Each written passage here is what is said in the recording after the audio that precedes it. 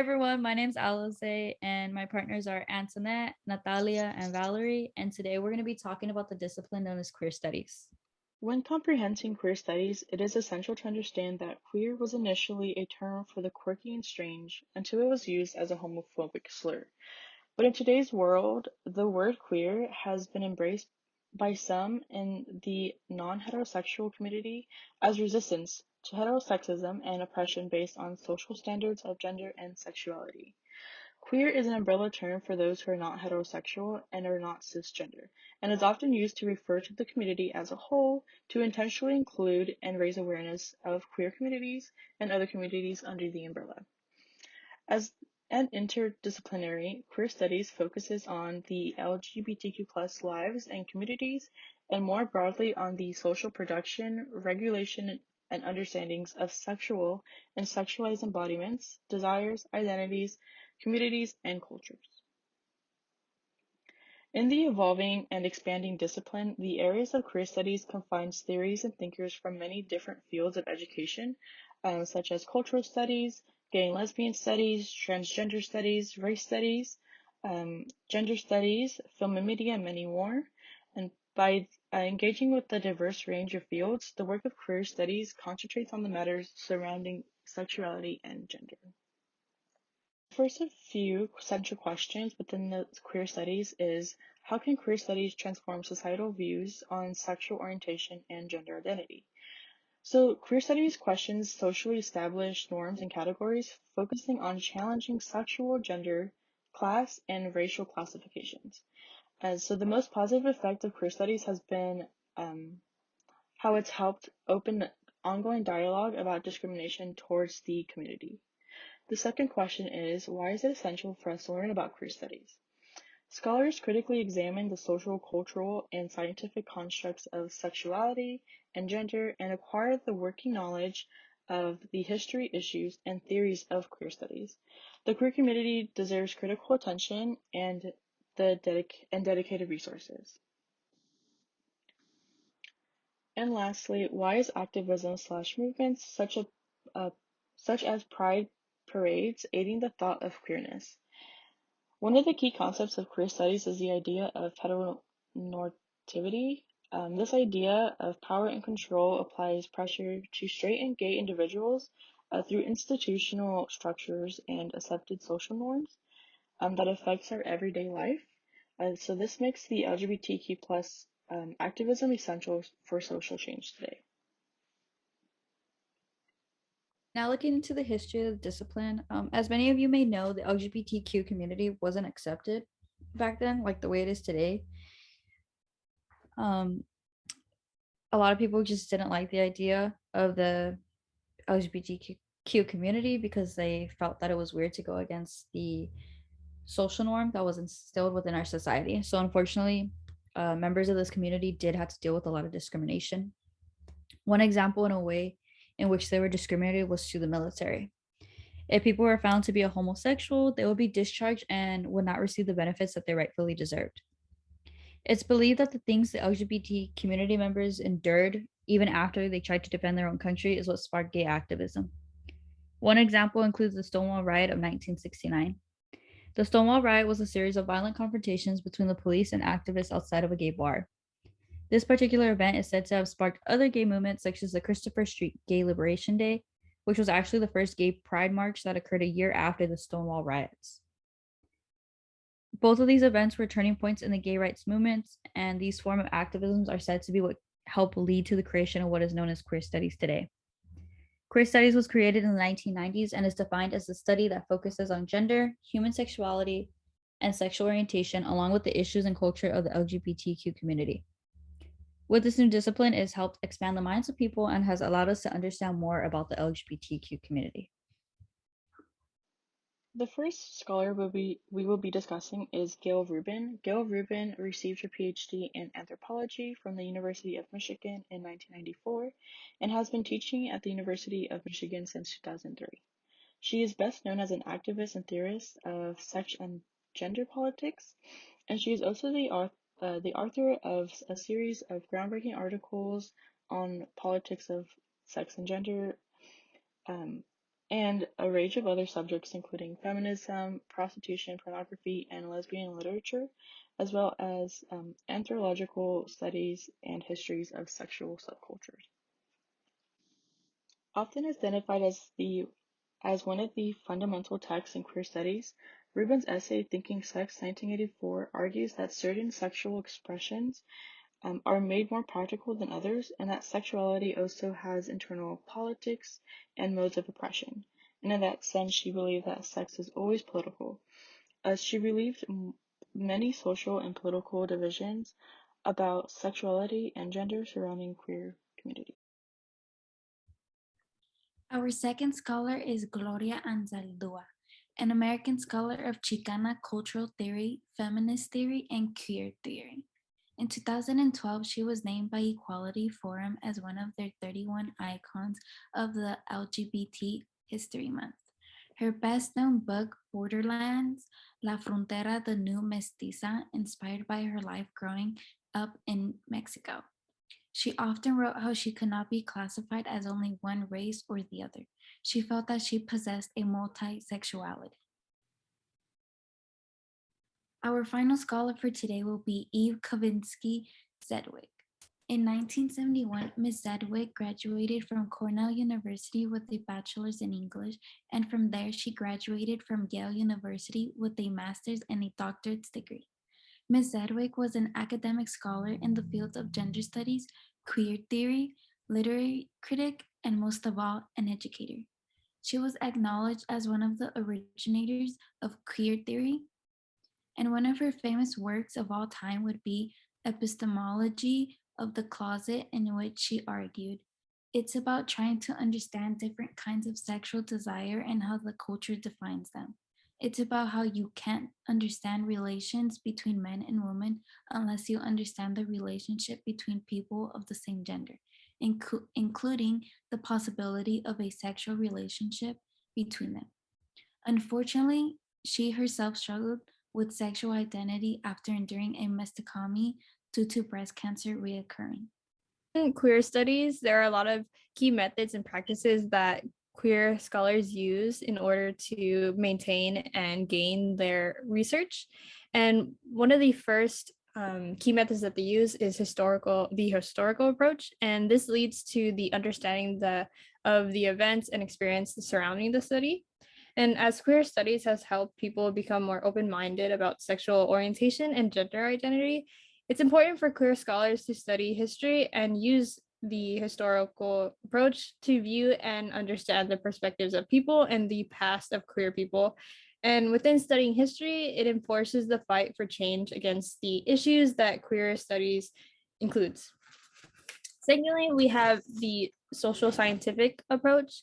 And the social scientific approach is the systematic approach of understanding relationships between individuals, organizations, or institutions. With this approach, scholars hope to provide the perspective of the underrepresented queer individual and the queer families, and construct new and creative perspectives. With using this approach, queer scholars aim to challenge dominant narratives within society, including the default family, to challenge and also to challenge heteronormativity, which is the assumption that heterosexuality or being straight is the normal or the default sexuality. Third, we have activism research. And activism research allows for scholars to physically and directly experience the research that they are attempting to study. It helps them better understand the root causes of inequality, oppression, violence, etc., that queer people face.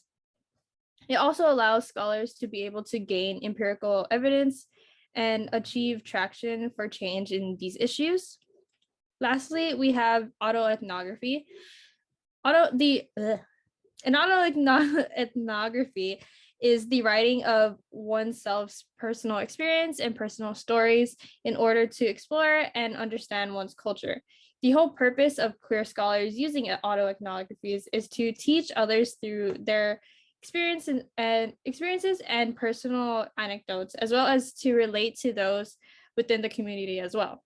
Using autoethnographies allows scholars to directly speak against any misinformation that's been spread within the study as well. Within queer studies, there are a lot of disciplines at play, and with one of them is psychology. And you may be asking, what does queer studies have to do with psychology? There are 3 ways that psychology has assisted queer studies and queer scholars. Firstly, it's the myth of the correlation of queerness and mental illness. Psychology has helped disprove the belief that homosexuality is related to mental illness and criminality. This is due to research in the 1950s. The only studies done on queerness and sexual orientation were of those in mental facilities and prisoners. Secondly, we have the inheritance of homosexuality. Psychology has helped discover that homosexuality and sexual orientation is not by choice, unlike popular belief, but it is hereditary. This allows people to see queer people in the eyes of themselves, even slightly, because queer people feel that they did not have a choice in their identity and their sexual orientation. Lastly, we have anti-homosexual prejudice. Psychology is challenging the lens of anti-homosexual attitudes, and there are findings that have shown that these anti-homosexual attitudes stem from the phobia that people will find that their identity is not what they want to be, but rather something that they did not choose. Most of this comes from anti-homosexual men. These people are most likely to have prejudice against other marginalized groups, as well as being stuck in a power struggle. Secondly, a discipline at play with queer studies is sociology. And with studying queer studies, it is important to include the sociology of sexuality. This pertains to the investigation of sexual practices and behaviors, identities, sexual orientation, and feelings, and how they're discouraged or either reinforced in societal institutions and societal culture. Lastly, we have the discipline of biology. The dialogue between queer studies and biology is like a double-edged sword. Although it has done more harm than good, one of the most positive attributes from the relation of the two is the finding that sexuality is not a learned behavior and queer people do not choose their sexual orientation or their gender identity. Biology treats queerness, and most specifically homosexuality and transgenderness, to be a disease, and it is viewed as something scientists and doctors have to cure. Because there is a lack of representation of gender identity in science, it limits gender identity to female and male, and it does more harm than good. Social justice, creativity, and wellness. This discipline engages with contemporary issues such as on June 1st of 2020, a renovated pride flag is dedicated to LGBTQ history and rights at the Stonewall National Monument in New York City.